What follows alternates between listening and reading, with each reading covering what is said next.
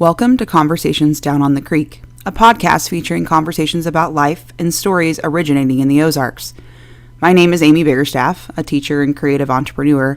My co-host is longtime journalist Dianne Peck, who is well known in Missouri for her weekly column Down on the Creek, which has been published for over 30 years. For 20 years, I've been a freelance photographer and designer, but about 6 years ago, I started a side quest in teaching. I've taught at both the high school and college level in the areas of English and psychology. As a high school English teacher, I had the opportunity to lead students through various novels that would present topics about life, some of which my students had experience with, and some of which they will inevitably experience as they get older. These conversations led me to realize my importance as an influence in their life. That what we discuss and discover together is part of planting seeds that will blossom and grow long after their time with me. One of the memoirs we would read together is Tuesdays with Morrie by Mitch Albom. This book was extremely influential in my own life, and it became a favorite in my classroom. The idea of mentorship and older generations guiding younger ones with their wisdom has been something I have always valued in my life. When I met Dianne several years ago, we instantly connected. She was 77, and I was 34. Generations separated us, but we had shared experiences of growing up in the Ozarks and families that valued playing bluegrass music as a staple at family gatherings and learning to be self-sufficient.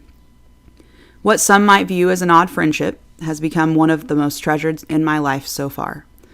Despite our age gap, we have thought-provoking conversations about any topic one could consider, and much to people's surprise, we agree on what matters most in life. From this friendship, we began working on building a book of Dianne's weekly column that features stories of her own childhood or Ozark folklore, along with some of her own commentary. After we published her book, Down on the Creek, The Columns, Volume 1, I began to think back on my time spent with Dianne at her home near Coal Camp Creek, and the wonderful conversations we have just sitting at her kitchen table. That's where the idea for this podcast came from. It's our hope that the stories will entertain you, teach you about little-known local history, and maybe the conversations surrounding these topics will inspire you to think about what you value most in life. Very pleasant company. When I turned 80 years old this past February, it was during a 16-day hospital stay.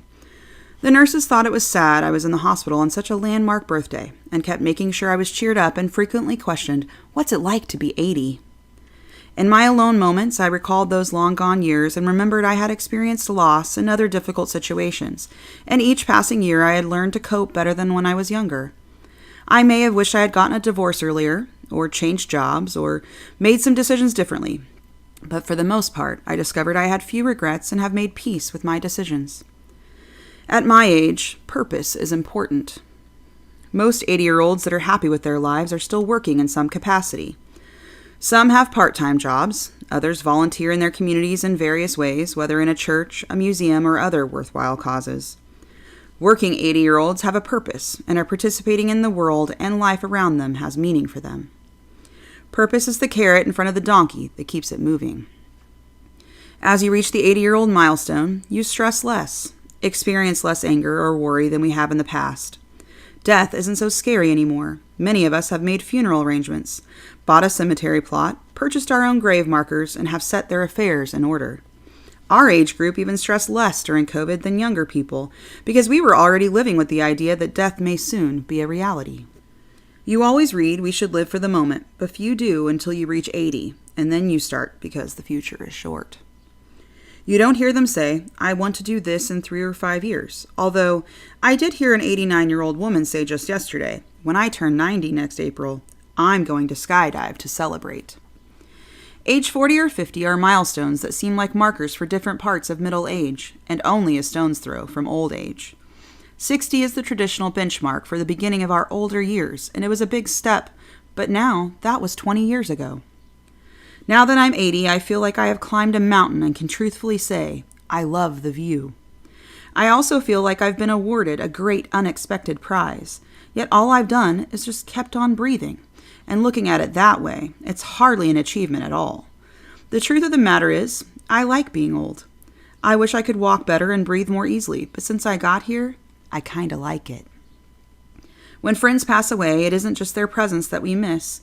It is the memories we made together. Fear of death is actually rare and is commonly joked about now. But on the other hand, I do have a fear of losing my memories or my faculties and independence. I put great value on people I can trust, especially the ones that will carry out my wishes when I'm gone. I'm enjoying my second blooming that has come since I finished with the emotions and personal relations of younger years. Now I find at age 80 a whole new life before me, and it's filled with things to think about, study, or read about. Suddenly I realized I have a lot to do. People don't understand this. They think I should sit around in a rocking chair, which I can't do. I do own a rocking chair, but I don't have time to sit in it. So what's it like to be 80? Not much different from any other age. But now I have more important things than possessions. Comfort is more important than ambition. Trust is more valuable than money. And love more satisfying than immortality. Somehow, I want to leave this world the way I entered it, in innocence. So don't try to deprive me of my age. I have earned it. I have settled down to the age I am, and I find it very pleasant company. When I first read this column, a quote from Tuesdays with Morrie came to mind in which Morrie tells Mitch, "It's very simple. As you grow, you learn more. If you stayed at 22, you'd always be as ignorant as you were at 22. Aging is not just decay, it's growth.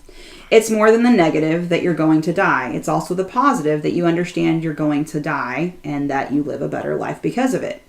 Mitch responds with, "If aging were so valuable, why do people always say, 'Oh, if I were young again'? You never hear people say, 'I wish I were 65'." And Morrie replies, "You know what that reflects? Unsatisfied lives, unfulfilled lives, lives that haven't found meaning. Because if you found meaning in your life, you don't want to go back. You want to go forward. You want to see more, do more. You can't wait until 65. If you're always battling against getting older, you're always going to be unhappy because it will happen anyhow." So tell us a little bit about this experience of your 80th birthday in the hospital, because that's what this story is about. Well, the realization that I was 80 years old when I woke up that morning, and I was not going to be taken out to dinner by my children, or wasn't going to be a birthday party, because I'd already been in there a while. Mm-hmm. And I thought, I don't think it really matters where I'm at. I'm 80. And I had a lot of people calling me, and I had a lot of people bringing in gifts of like a cupcake for my birthday, or my one granddaughter baked a whole cake and brought it in that I ended up giving to the nurses. I'm sure they were happy about that. And I had flowers. So it wasn't so bad to turn 80, and I hadn't been dreading the birthday anyway. Yeah. So do you think that age is just a number? Is that why you weren't dreading it? Or what was it about turning 80 that didn't bother you? I guess when I thought about all the people that I had graduated from high school with and how many weren't here anymore, I thought it was pretty great I was still here. Mm-hmm. And I never have dreaded getting older. Yeah. Why do you think that is? I think that a lot of that comes from my parents, my grandparents, my aunts, my uncles. Nobody in my life put a lot of emphasis on how getting old. I'm getting old. They, if anything, they celebrated a birthday because they hadn't made it another year. Right. Which do you think that, going back to some of your family history, you're talking about homesteaders, which is a dangerous thing to do, for lots of reasons. So do you think that's just something that just got passed down, that, we should just be thankful we're still alive, because you never know what God, what you're going to encounter, in life? I think, yes, that's true. My great-grandfather that built this house that I live in, his parents brought he and his brother from Poland so that they would not be conscripted into the Prussian army. And they stayed for a while in New York, and then they came on because this land was some land for sale here in the 1850s. Now, take in mind that they had gone through all of this to keep them out of the army over there, but then the Civil War breaks out here, and my great-grandfather is in the cavalry. Right in the heart of this. Yes. Yeah. And so he lived through a lot. and then came down here after he got out and homesteaded this piece of property. And what year was that? He homesteaded this basically in the 1870s. Okay, gotcha. So how old was your grandma Laura? She lived here. She grew up here, right? And then she lived here while you were a young woman. How old was she when she passed away? Well, she stayed here because my aunt lived with her, so it made it possible till she was 90. Wow. And then she died, passed on, I think she was 98 when she died. Okay. And she was really never content with where she lived after she left here. Yeah. I mean, I don't mean she walked around crying or anything, but it just sure, but it's not the same. It was not the same. It wasn't home. She loved it here. Right. So what do you think that it is about not getting older that society's so obsessed with? Because for me, and we've talked about this before, that I actually, as someone who's 39, right, and people dread the 40th birthday, which I'll have in a year, and I'm not really dreading. But I think it's because I'm enjoying getting older because I can reflect on my life and see how much I've grown as a human over the years. And, I want to be better, wiser, more kind to others, especially myself, which I'm learning to do, and to focus on what's more, important in life. And I think age allows me to have the change in perspective that is necessary to do so, kind of like what Maury is telling Mitch, that you have the ignorance of being young. And so it's not necessarily enjoyable at the time, when you're going through hardships, which we both are not strangers to in, different ways. And so, why do you think that we just have this obsession with not getting old? We're all avoiding it somehow. And I say it's not us, but as society. Well, I think it's the media. It's the slick magazines they pick up. I mean, you rarely ever see an older person modeling clothes or even makeup. And it was very refreshing. I don't even know what the woman's name was now, but she's an attractive woman, beautiful silver hair. And she was doing makeup ads for older women, plus clothes for older women in all of the, television and magazine ads for a few years there. And I just thought it was great because she was showing that being old didn't mean you were done. Right, your life doesn't end, right? Yes. And I think, back to conversations I've had with my students who are in high school, right? So they're 17, 18 years old, and they don't have a lot of life experience yet, and many of them either don't have older grandparents that they can identify with, or they're not taking the time to appreciate them and listen to them or get to know them in a way that, maybe I would have when I was young. But they all act like that your life just ends at a certain age. I think it was some weird thing that we were talking about, I think maybe in psychology class or something, and we were talking about love and companionship and how love changes over time when you're in a relationship. And somehow that led to a conversation about older people and how one of the kids read in their book about how nursing homes have one of the highest statistics for STDs. Right. And I find it hilarious that these kids think that, and this is going off on a tangent we didn't plan, but that kids think that their lives just end, like people's lives end if they go in there. Like people go into nursing homes for various reasons and at various ages, right? That doesn't mean that human nature just stops. It doesn't mean that you don't have the desire to be with another person or to love another person for that matter. And so I think it's hilarious that they think that, your age is going to dictate what you're able to do in life. And you're not on Facebook anymore, but I'll have to show you later. But one of my neighbor ladies is an older gal, and I'm in my backyard on my porch all the time.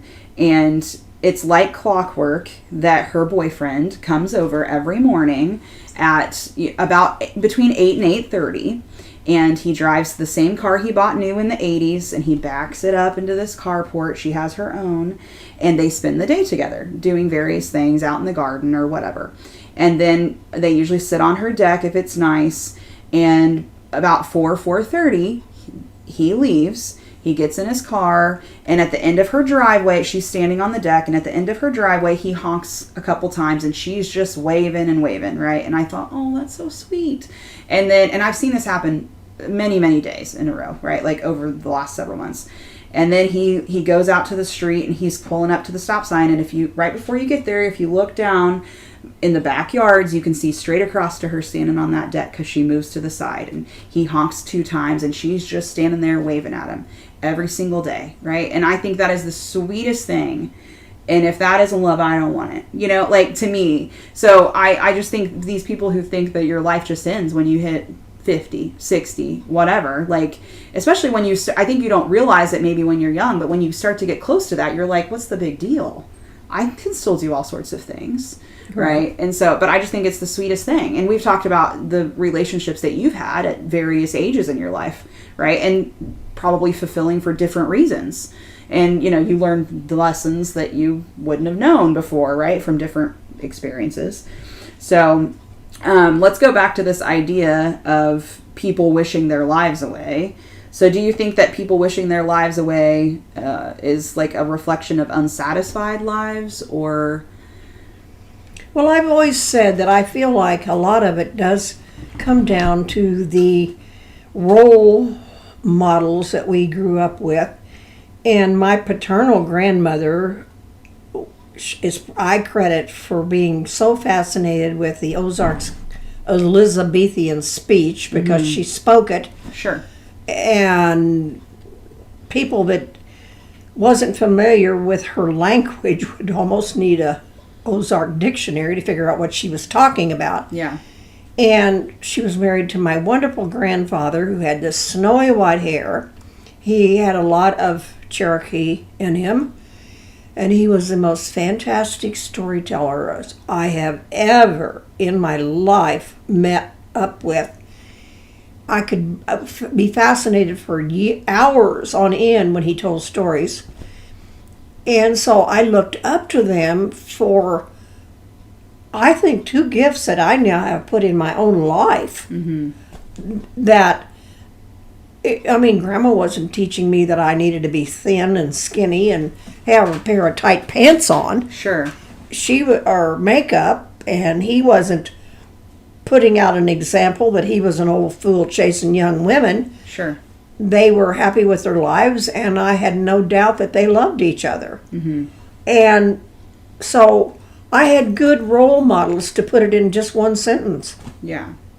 And I mean, values change over time through society, right? And what's happening. And I think that's, I mean, we talked about this too, that when it comes to age, if you're the females in your life were not obsessing over trying to look younger and avoid crow's feet or whatever, then it wouldn't be something that you would think is important to stress over, right? You wouldn't even think about that being a problem. It's never crossed my mind. Yeah. And so, I mean, I think that if we could all have had those role models, right? Or we had that role model in media, even if you didn't have a personal connection to that, maybe we would be in a very different society right now, right? Like maybe we would be valuing what we learn every year. And I think everybody craves that. Look how popular the show The Waltons was and still is, the reruns. Sure. They have a whole new generation of fans. Yeah, because it's just the simple life. Mm-hmm. Right? I mean, and what was valued and everything. Yeah. And they portrayed a love story between Grandpa and Grandma.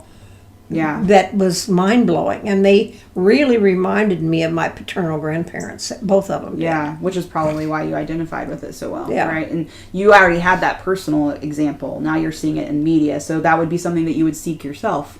Exactly. Right? So that kind of leads into this this question. Is there anything you wish you could go back and do differently at any point in your life? And if so, how do you think it would have changed where you are today? Or maybe who you are today, even.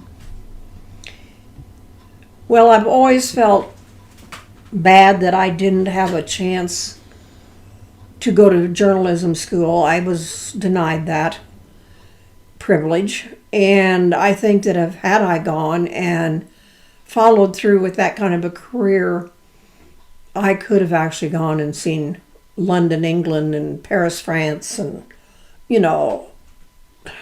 rode in a gondola. Mm-hmm. All the things that we read about and think we'd like to do. But do I lose sleep over it at night? No. Yeah. I don't.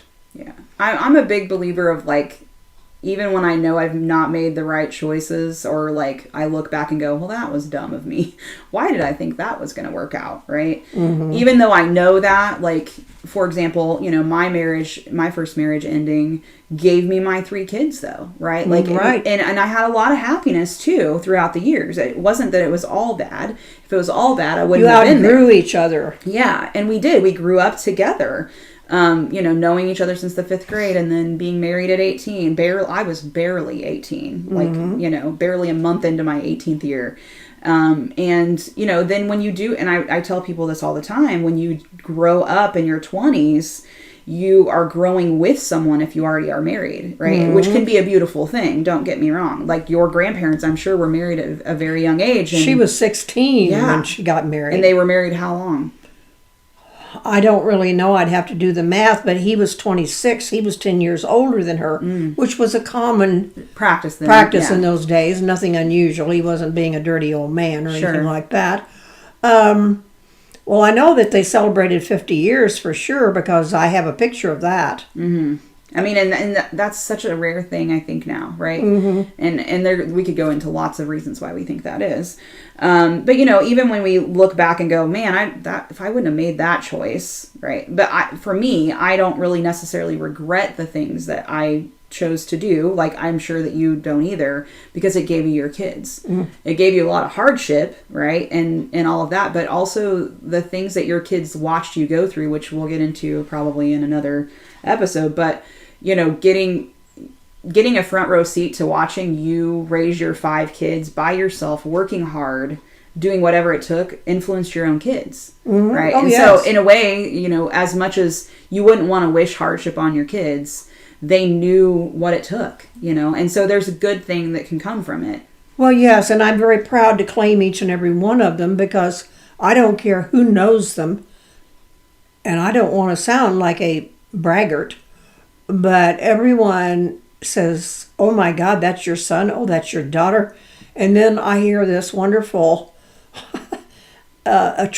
tribute to them and the good experience that they've had with them, because they are considerate of each other. They take their jobs seriously. They're hard workers. Sure. They pay their bills. I'm proud to say I raised 4 bonuses for the human race. Sure. Yeah. Because, I mean, and to me, at the end of the day, if you can say that, after everything that you've gone through and everything that life can throw you, that's a pretty big accomplishment, you know, in itself, regardless of everything and the best else. one I'd have had. Yeah. No matter what I would do. Yeah. I don't care if I got a Pulitzer Prize. It wouldn't match up with how I feel about my family. That's the real successful thing I've done. Right. And I mean, and you did that not just being a stay-at-home mom. You did that working too, right? And I think that so many people think, oh, well, you know, we have these mixed up ideas, and maybe it comes from, you know, in the 50s, people staying, you know, June Cleaver stayed home, right? And took care of her house and her husband and her kids and whatever. And so we have this weird idea of what a mom should be and how you should raise your kids, you know, whether that's good, bad, or, you know, whatever. But, you know, that idea changes over time, right? And I'm someone who's a working mom who probably gets looked down upon because I work really hard. But my daughters are teenagers right now, right? 18 and 16. And my 16-year-old worked over 40 hours last week. And she's so proud of herself. Exactly. You know? And my 12-year-old son has a job where when he's at his dad's, he's working, you know, he worked 30 or 40 hours last week. And he's weed eating most of the time. I mean, it's a very simple job, right? But he's 12. Right. And so, but my ex-husband and I both have very strong work ethic. And I think that if nothing else, I know my kids will be able to fend for themselves. Right. Like if something happens to me, that I know that I've at least taught them how to be a good worker. But that doesn't mean that I'm not a good mom. Right. Or that I haven't. And you worked, but you showed your kids what was important in life, and you still raised them, you know, to be good people. Well, I couldn't work in an office and draw the kind of wage, because I come up whenever there was a glass ceiling that women couldn't get through. And so I had to figure out creative ways and to earn a living. So I started a janitorial company, and I charged X amount to clean a building.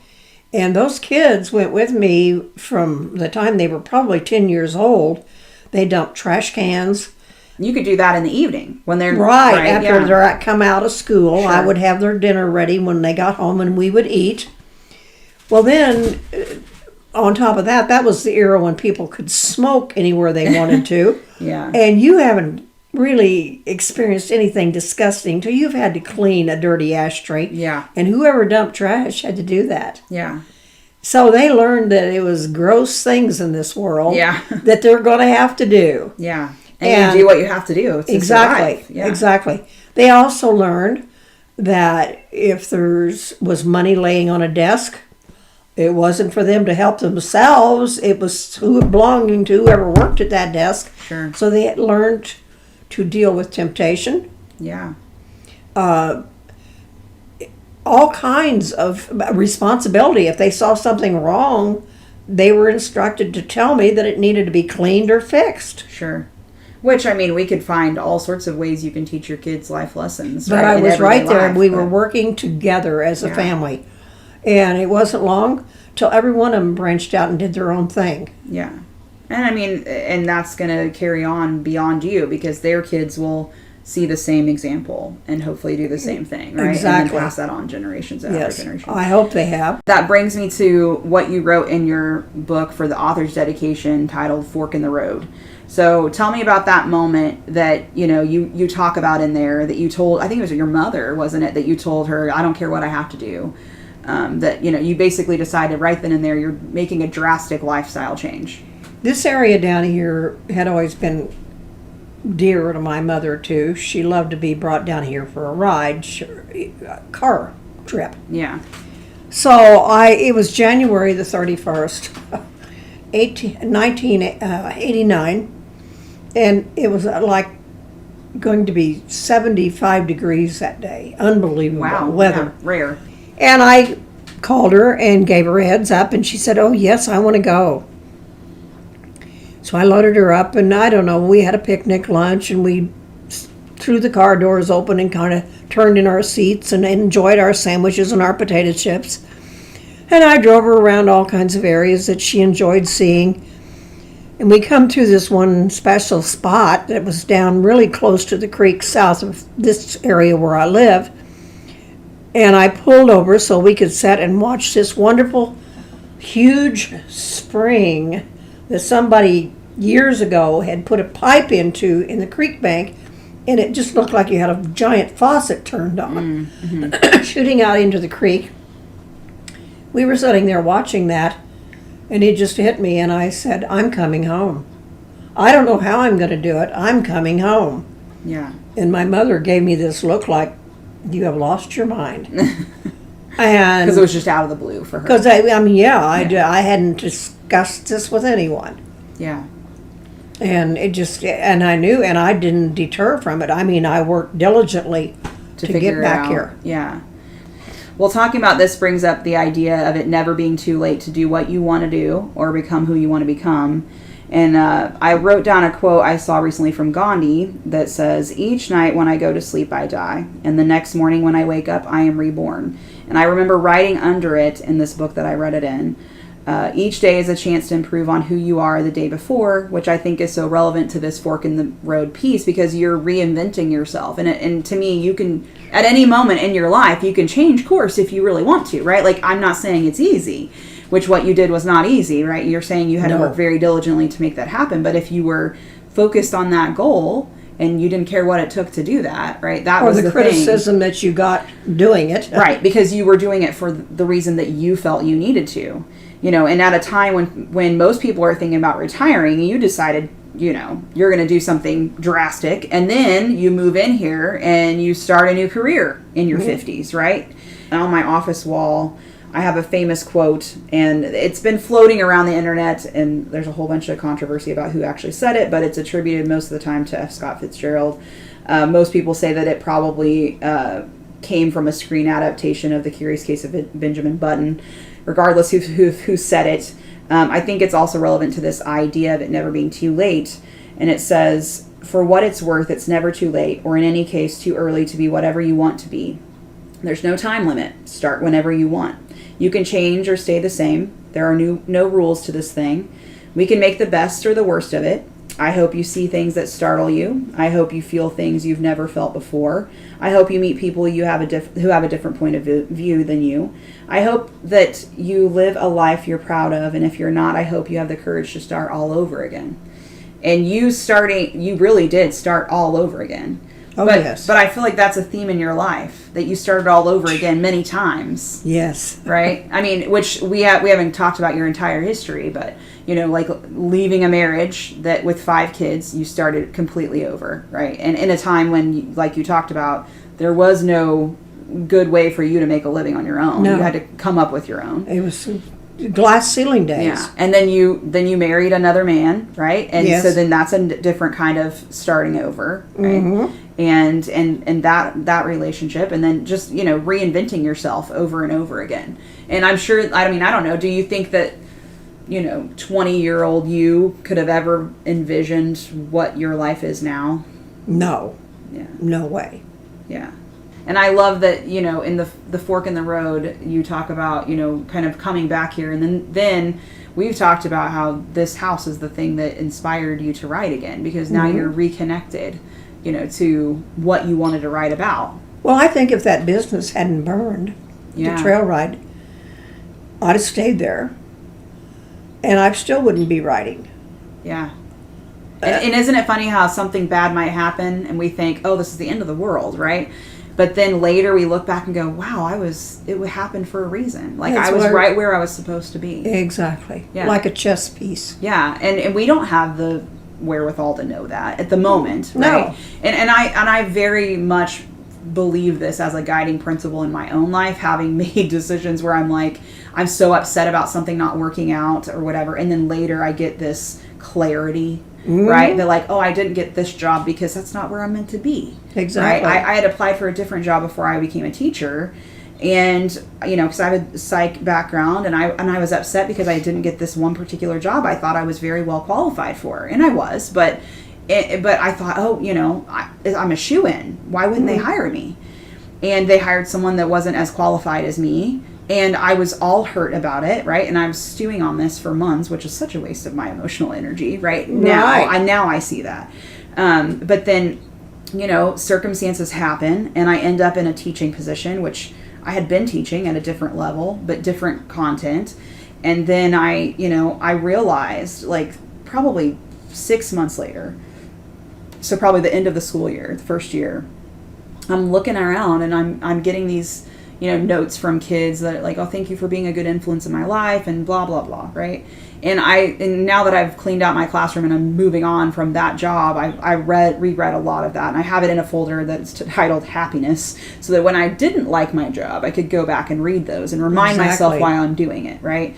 And I just reflected on the fact that I could not have planned that. No. And what I've experienced, but that I ended up right where I was supposed to be. Exactly. In the time that it was supposed to be, right? And had you moved here before any of some of the things that have happened to you, had you moved here before all that, maybe you wouldn't have been writing, right? No. But you moved here in a time where, it was the right time for you. The kids were gone and I had time to think about it. Sure, yeah. And you're reflecting on your life. You're at a different point in your life, right? Your reflections at 30 would have been different than at 50. Right. So I think that I think it's great that it's never too late. No. Right. And looking at you at 82, right? We had released a book on your 82nd birthday, which I think is amazing. And that just shows third book. Well, yeah, exactly. The first one we've done together. But I'm thinking about that as like, you still have plenty of books to write, in my opinion. It doesn't matter what your age is. I wouldn't know you're 82 if I just walked up and talked to you.